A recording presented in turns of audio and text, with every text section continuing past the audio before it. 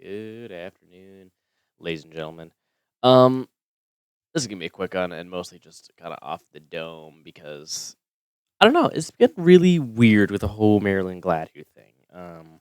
Obviously, I think a lot of people are realizing this is a really, really interesting pattern we're seeing, and I got some clips coming up of my favorite politics channel, Moose on the Loose, but yeah, before we get to him and all of his awesome reporting, there is a petition that I've linked in the description that is the bill that Marilyn Gladue essentially wanted.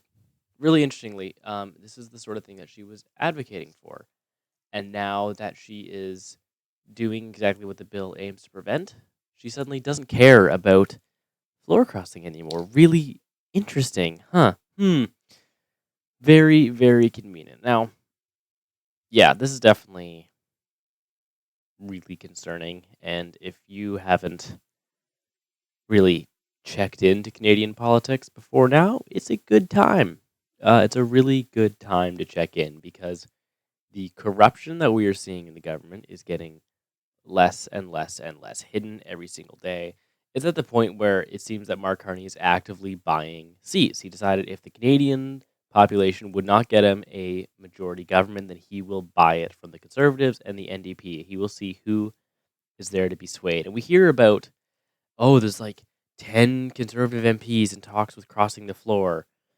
Not that there are 10 truly conservative MPs that are like, I think I'm going to join the Liberal Party. No, there are 10 conservative and I guess some NDP and maybe some Bloc MPs that could use some money, apparently. Now, I have no evidence that they are actually getting paid off, but there have been some interesting comments made by Marilyn Gladue, but also someone like Tom Mulcair saying, they're taking the deal. What is the deal? What is the deal that is causing them to do a 180 on everything that they stood for 2 months ago and just switch sides? How much, like, what is the deal? Really? Are they all getting cabinet positions? That's such an interesting thing that they would, take all these brand new Liberal Party members and be like, oh, I'll give them cabinet membership. Really?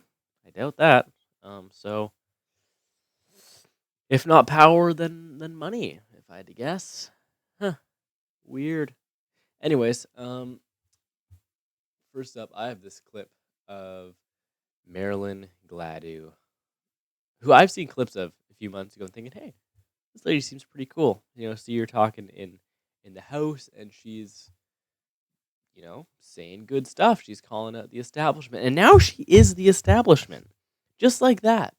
Let's start with this one from Moose on the Loose. If you hear some commentary that doesn't sound like me in the background, it's him. And you should subscribe to his channel, which I also link in the description. A lot of people have been asking me, what do you think about Mark Carney? And so I thought I would let everyone know what I think about Mark This is like 3 months ago, I think this clip is from. Carney, starting off with the fact that he's been Justin Trudeau's economic advisor for the past 5 years. So he's part of the disastrous mess that has been created by the Liberals in terms of the inflation, the increased cost of everything. And so I don't see that he is going to bring any change at all. Something doesn't add up. Are there well-stuffed Beijing bank accounts that are being dished out? And when you look at who he has appointed as his chief of staff, Marco Mendocino. I mean, Marco Mendocino was kicked out of cabinet for all of the lies that he told when he said that the police requested they enact the Emergency Measures Act, and the police clearly said they did not. They don't even care. These people go over there. They don't care their record. They know what they said. It doesn't matter. Carney doesn't care. None of them care. It's all about money and ripping us off. It's just so disgusting. When he said he didn't know anything about Paul Bernardo being transferred to a medium security prison, and that turned out not to be true either. And then the transition team for Mark Carney, he picked David Lametti. David Lametti was the minister in the middle of the SNC-Lavalin scandal that got the get-out-of-jail-free card for SNC-Lavalin in the corruption case. So this is really bad judgment, in any case, and it doesn't speak well of the integrity of the government. But what we know about Mark Carney is that he wouldn't disclose all of his assets in Brookfield. He lied several times during the campaign leadership race.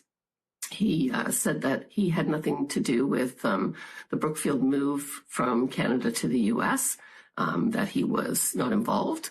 And clearly, minutes were produced where he chaired meetings where he voted in favor of the move, and he wrote letters to the shareholders to get them to support the move of the head office from Canada to the US. And the reason they did that is because now they can't call them to testify in the House of Commons because they're an American headquartered company. They know what they're doing. This was planned from the start. Mark Carney voted for that the second he stepped down. They initiated that just before Carney left to become prime minister. They had this plan from the start. Now, what doesn't make sense is this situation. Maybe Michael Maw was planted there from the start, but Marilyn here, it doesn't make sense. How does that inspire confidence that he cares about Canada at all? Nothing says, I think Canada's a great place to invest, like moving your head office to the US. So, there's nothing but concerns when it comes to Mark Carney. We don't get the straight answers. He avoids getting any questions from the press. And so he's never been elected. He wasn't elected by the Canadian people. It was a handful of Liberals in a leadership race that is going to make the next Prime Minister of Canada. And so far, it doesn't look good. That's what I think. Quite a scathing. Now, obviously, that is. It sounds like she's talking pre 2025 election. The point does stand that Mark Carney was pretty much installed. And yeah, interestingly, this is her not that long ago. I thought I saw something about her being a part of the SNC-Lavalin scandal. From what I can tell, that's not true. But what I can tell you is something else. An interesting statistic is that approximately 80% of Canadians vote for their MP based on who the leader of the party is, which means that we should be very clear on who the MPs we are voting for stand behind. And you have someone like Marilyn Gladu, who has gotten very, very famous recently, who was retweeting Pierre Poilievre's tweets until very, very recently, when she suddenly decided, actually, I don't believe anything I did yesterday, and I'm switching to the other side. Another, which one do we look at? Yeah, this is interesting. This is a bit more from Moose on the Loose about the floor crossers and the very, very interesting timing of all these patterns.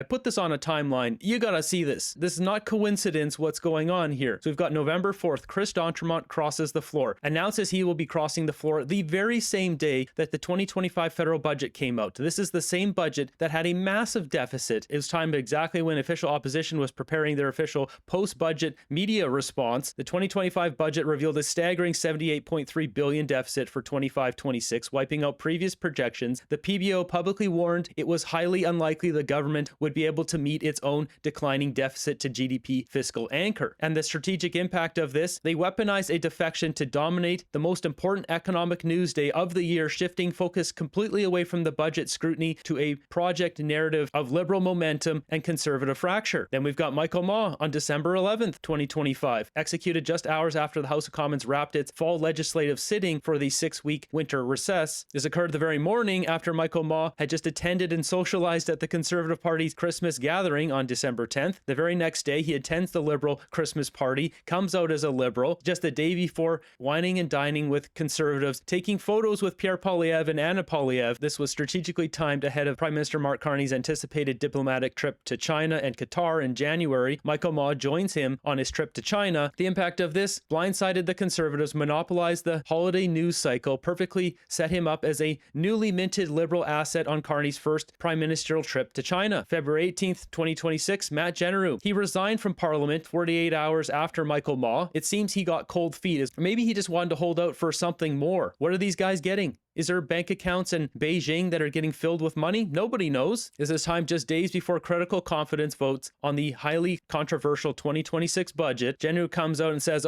Carney's speech in Davos, like re-inflaming that thing, stirring that up in the media cycle. He timed this 1 week before the... They do this, you'll see this a lot, especially in the media. They will bring up Carney's speech in Davos. When was that? I don't even know when that was. That was not a particularly recent thing, not recent in terms of the news cycle. And yet, every time they need to explain away something, they just say, oh, Mark Carney's speech in Davos was heart melting and inspiring. Even however many months later, people watch that speech in Davos, they remember the echoing words. I couldn't tell you one thing Mark Carney said in his speech in Davos besides Canada is not for sale. And by the way, we heard about this recently. Trump admitted the whole 51st state thing is a joke. It's a joke. He was never really going to take over Canada. And a lot of Canadians still bought it. And a lot of Canadians are going to continue to buy it because all they hear is Donald Trump is going to take over Canada. Sorry, back to the moose. The departure of his Indo-Pacific diplomatic tour, Matt Generu joins Carney going over to South Asia, and because he was supposed to resign, thus there's no more by-election. Carney gets a seat without having to run in a riding that will likely go to the Conservatives. He opened the door or carrots for future defectors here, knowing that they could get more. Generu gets this position as economic advisor to Mark Carney, even though he's Mr. Banker. Why does he need an economic advisor? Isn't that why Canadians voted him in? Goes on his diplomatic tour. And once again, the whole Davos thing, getting that in the media cycle once again. Moving ahead, we've got March 10th, 2026, Lori Idlett. Timing of this happened the very same week that Mark Carney announces April by-elections. He needs to win those elections to get a majority government, and suddenly she crosses the floor. This conveniently aligns with billions in spending announced for Nunavut just weeks before and just days after Lori endorses Avi Lewis for the NDP. There was no doubt that Carney was afraid that with the momentum of Avi Lewis and seeing that polling data, I showed it before, it looks like if he ran in one of these by-elections, he might be able to win one of them. A lot of NDPers are looking for someone who's not Mr. Banker, who keeps stealing conservative policies. They want to go back to the left. The Liberals are looking at that and said, we need to start pulling over some of these NDP. They brought over Dolly Buggam, former Ontario deputy leader for the NDP party. They bring in Lori Idlett, trying to quell the NDP resurging as a party in Parliament. January 5th, $8.5 million for linguistic education in Nunavut. January 3rd. Cutting him off there because the one he gets to next is the one, the only, Marilyn Gladu. It's really, really convenient that she just decided 3 days before the Liberal convention, I'm going to go. I want to be there. I want to be there. And I'm going to answer all the questions and have all of the answers. So here's a media scrum with her. Also from Moose and the Loose. Thank you. Elections on a series of social issues that are at odds with the Liberals. Are you ready to take their lead on those now? 100% I agree with what the Prime Minister said. I will vote with the government. I will protect the rights and freedoms of women to choose, for people to... Hold up. Did you hear that? I will vote with the government. Interesting. Now, that's not really the idea of the parliamentary system, is that you have your member of parliament and her job is to represent the people of her riding, of which 54% of all voters, 53%, excuse me, of all voters in that riding voted for her. Her job is to do what that 53% of people who voted for her as a conservative want. They voted for her because they agree with her, because she agrees with them. And then she said, actually, just kidding. I'm going to take this very, very safe riding that I didn't work very hard to get, and I'm going to just make it red for an untold sum of money. Allegedly. to be who they are and love who they love. You hear that? I will do whatever Mark Carney says. That's what she basically just said there. You said before that you would that MPs, that if MPs cross the floor, they should run in a by-election. So when do you intend to resign your seat and run in a by-election or fall through in the commission? Well, I also said... Like I said earlier, she was the one who's saying, all these floor crossers, this is during this whole floor crossing scrum we've had over the last 5 months. She was the one who said we should force these people to go to a by-election and get reelected because they are no longer doing what their constituents voted them in to do. But now, she's the one crossing the floor. So what is she going to do? Oh, you see, I'd love to relinquish my seat and go to a by-election and, apologize to the majority of my constituents who voted for me, and then I stabbed them in the back. But that in order for that to happen, the Elections Act has to be changed. And the Elections Act has to be changed to make sure that people will have to either sit as, independents or call a by-election. That law has not been changed. And so when it does, I would be but the law has not been changed. Marilyn, you wanted to change the law within recent memory.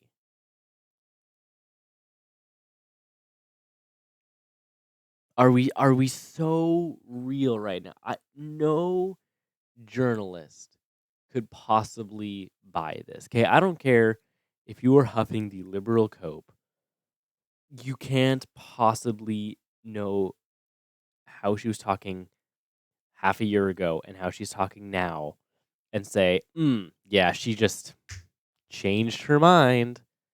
You can't. Like, no one believes this. happy to do that. That's an awful answer. Well, the law hasn't changed, so I'm going to sit here and cash in my big paycheck and whatever lucrative deal Mark Carney just signed with me. What a rat. Did you ask the Prime Minister to get that law changed so that you could run in a by-election? I've had many discussions with the Prime Minister, but what I'm hearing is from people that are saying, look, this is a critical moment for our country, and we need to get building those nation-building projects, and we need to diversify our trade. We need to address these tariffs that are The nation building projects that are going to American companies that Brookfield is invested in. unjustified in the U.S. And so Yeah, Carney could get a deal any day of the week if he wants. He's not getting a deal. He refuses to negotiate with Trump because he needs the boogeyman. We all know what's going on here, and she knows what's going on. She's pointed out the Brookfield corruption. She knows what's going on. So at the end of this clip here, she says the quiet part out loud. I don't know if she realizes it. I'm going to be working with the Prime Minister and the new Liberal team to address those things. Are you opposed to ban on conversion therapy? Do you still oppose a ban on conversion therapy? I oppose conversion therapy. I always did. The first bill that came always out did. had freedom of expression issues. Once they fixed that, it was the party I was with at the time that passed a unanimous consent motion to see that pass. So 100% of people are against conversion therapy, myself included. I just ask, like, I heard you in your speech right now. You seem to be saying your constituents voted for this, and the Liberals. The first person we talked to yesterday in Sarnia couldn't believe it. They called it a turncoat. They couldn't believe what you had done. And you're telling us that they weren't this. I just don't buy it. Well, all I can say is that I've been listening to my constituents since last summer. Oh my gosh. Okay. I'm going to let her finish. Because she says something really interesting here. And this is what my constituents are saying. This is what they want. And certainly it's going to be good for the riding. We're going to receive the support we need. It's going to be good for the country. I have experience to help build it. And it's good for me personally as well. Thank you. We're going to get to that last line in a second. But more importantly, this is what my constituents want. Is that why they're protesting outside of your constituency office? Is that why there are people with signs calling you a backstabber and a traitor outside of your office, your parliamentary mailing address, saying, this is not what we want. This is not what the majority of voters in your riding, not a first past the post win, a majority of the people in your riding elected you to do conservative things. And 6 months later, after saying, I'm going to be A-okay, I'm going to be a conservative, a year after you were voted in, you changed sides. Is that what they wanted? Were you really listening to them, or were you listening to Mark Carney gently whispering into your ear, Marilyn? Marilyn, cross the floor. I'll give you money and a lot of stock options. Allegedly, I can't say with any proof, definitive or not, that Mark Carney is paying MPs to cross the floor to give him a majority that he was not able to get Canadians to vote him for. But that last little line kind of makes me think, maybe she is actually getting paid for this, because it's good for the people in my constituency. It's good for the country. I have blah, blah, blah, blah, blah experience. Experience? You're a backbencher, lady. And also, It's good for me personally. What? Really? Are we? It's good for me personally. What is good for what's good for a politician? Security, sure. Notoriety, security. She wouldn't just deal with security. If she didn't flip. So she probably has more security concerns now that she has flipped her ridings. Because I'm gonna be honest, a lot of conservatives in her riding who may or may not be strapped are pretty angry about this. I'm not saying anyone should do anything. I'm actually saying do not do anything that is illegal. You can, however, if you were one of her constituents, send her as many angry emails and letters as you want. You can send letters to your MP, for free. You can also send them to the Prime Minister and the Governor General and certain cabinet members too. Emails and letters. Yeah, you can mail physical letters to your MP for free. So feel free if you live in Maryland. Gladys riding. I forgot her last name for some reason. Marilyn Glad. If you live in her riding, send her a letter. Maybe write a strong one up, photocopy, make like 365 copies, and just mail one every day. Boom, boom, boom. Marilyn, step down. Marilyn, step down. I did not vote for you. Not anymore. Yeah. Interesting. Interesting. Also, yeah, security would be good for her. But she is actively making that worse for herself. Health. I doubt it's gonna change actually. Um, family again, up to her. Not really something that we can do about that. Money. Oh, money, which the prime minister has millions of dollars of because he's the rich banker that was definitely not on Epstein Island allegedly. Um, hmm. I gotta say fewer things. I might get in trouble for this. Speaking of getting in trouble, I want to address some comments on my last post 2 months ago. 2 months ago, I think. Yeah, I don't know when I put this video up. Canada braces for an American invasion, and Mark Carney runs away like a little baby. Basically, it was this news article that the National Post, I think, made, and then the Daily Wire signal boosted it, basically saying like Canadian military leaders are bracing for the impact of American invasion, and they were expecting Canadians to form militias to use drones and guns to repel the American forces. Which, as I mentioned in the video, almost every Canadian who has more than one gun is absolutely not doing that because the government is actively trying to take away their quote unquote assault style firearms, which is just insanity. Anyways, I got this a comment from someone's grandfather. Oh man, the YouTube the YouTube handle is at a DJSJFS98G89 SDFGDF8G. I got two comments from this guy.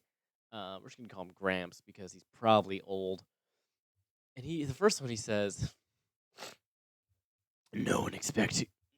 Wrong quote. Wrong comment. I just imagine what your grandparents must think. You were given the best upbringing in the world's best country, questionable, and all it took for you to forsake them was some stupid digital poison from internet algorithms brainwashing you into hating your country. You could have been born a child soldier on the other side of the world, planet of the of planet. Of planet? Come on, Gramps, learn to write. Starving and malnourished, your total lack of gratitude for what has been given to you in life and the sacrifices of those who came before you so you could have the right to make this podcast, period. Sorry, I'm reading this back and the English does hurt a little bit. I will support your right to make it, but that doesn't change the fact that you are an extremely toxic individual. Period. Canada may have issues, but you got way bigger ones. Give me a problem with English. He left a second comment saying, "No one expects traitors to fight, actually. proud Canadians will do the fighting. Traitors like the one who managed this channel can move to the USA. And then Kevin-KK3RG said, "Here, here, up pointing finger arrow. This guy should just move to America and be done with it." Um, and just to I wrote a lot. I just pressed see more on my reply to the first comment, and it's like 5 paragraphs. Basically, you don't know who I am. My grandparents agree with me entirely. They will not be fighting. They don't expect me to fight. Almost everyone I know won't be fighting. The ones with guns, the ones without guns will not be fighting. And we are very proud Canadians. Proud of who Canada was 10 years ago when I was half the age that I am now. Young, but let's just say the latter half of my life hasn't been so hot. Uh, and I don't want to fight for a government that actively undermines my freedoms and steals from its citizens and makes a rich global banker extra rich. Um, I also said this guy probably watches a lot of CBC and feels safer in the hands of Mark Carney than some violent conservative like Polyev or Donald Trump. And blah, blah, blah. Bill C9 sucked. Did that pass? I hope. Yeah, I think it did. Which really, really bums me out, dude. And then I ended up with saying, man, extremely toxic is a little far. All he knows about me is what he heard this episode, because I can't imagine that he's been a long time subscriber of the Basement podcast. You know, one of the 54. But yeah, I'm not gonna. Yeah, I'm not going to just fight for Mark Carney. Like, I'm not doing that. I'm too proud a Canadian to do that. And in his response to proud Canadians will do the fighting, I said, "Hey, if America invades, are you a proud Canadian grandpa going to do some guerrilla warfare? Because you can. You know, by your standards, you want to be fighting. If not, you're not a proud Canadian, and I guess neither am I. And it's interesting that he calls me a traitor, and interesting, interesting that I'm the traitor for saying what I believe in and being consistent in my beliefs and being open to debate and change, and I can do, I can this has been bugging me for 2 months. I was gonna say I have thick skin and I can take it, but like, come on, buddy. It's been 2 months, and this clown. Oh my gosh. I hope 7A DJS JFS 98G89 SDF GDF8G sees this, because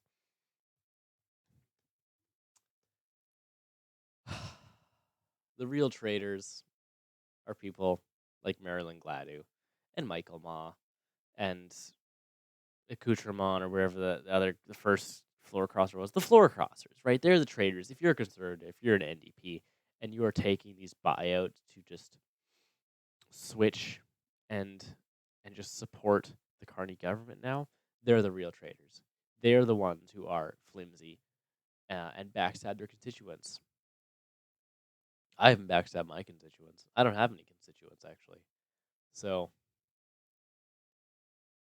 yeah. All right, I have other things to say. It's been half an hour, and yeah, if you see this, Grandpa, leave a comment. You like doing that. You left 2 on my last one, so I'm happy to see a couple more. And for everyone else, if you like this video, please subscribe, share this with your friends. Look at the petition in the description. Sign the petition. It's what Marilyn Gladu from 3 months ago would have wanted you to do. Fill that petition out, sign it, seal it, deliver it. Send angry letters if you're one of her constituents. Send an email to Mark Carney, because you can do that. You can just email Mark Carney. There's actually nothing illegal about sending Mark Carney an email. And you're fully allowed to and encouraged to. Do it. Do it. Send Mark an email and subscribe to this YouTube channel. Like the video, share it with all your conservative friends. Oh, one more thing. Oh, I've been thinking of this. If you're a young conservative like myself, fun fact, you are allowed to tell people that. No need to be ashamed. And in fact, maybe the best way to let, especially the older generation, know. The older generation, they don't like the judgmental stares of the Generation Z. You can hit them with a judgmental stare. You can do it. Yeah, if you have a liberal uncle, grandfather, cousin, they're not. They feel judgment too, just like you do when you tell someone you're conservative and they're like, "Ooh, you're conservative? Do you like hate gays or something?" You can hit him with that right back. If you say, "Hey, who are you voting for coming up?" Or if you're in a by-election, "Oh, hey, who are you voting for?" "Oh, the liberals." "Oh, liberals? Okay, sure. Suit yourself, I guess." "Why, you're not voting for liberals?" "No." You kidding me? Something's got to change. Why not? I don't know, man. The last 10 years have pretty much just sucked. So why would I vote for the liberals again? It's like, what am I going to do? Make it worse? Yeah, okay, sure. Yeah, vote for the liberals if you want. Like, you're allowed. Can't stop you from doing something dumb, I guess. Get on the offensive, man. Be be offensive. Be on the offensive. And yeah, don't let people judge you from being conservative. Judge them for being liberals. That's my advice for today. It's getting a little late, and maybe I should go to bed. Okay, bye.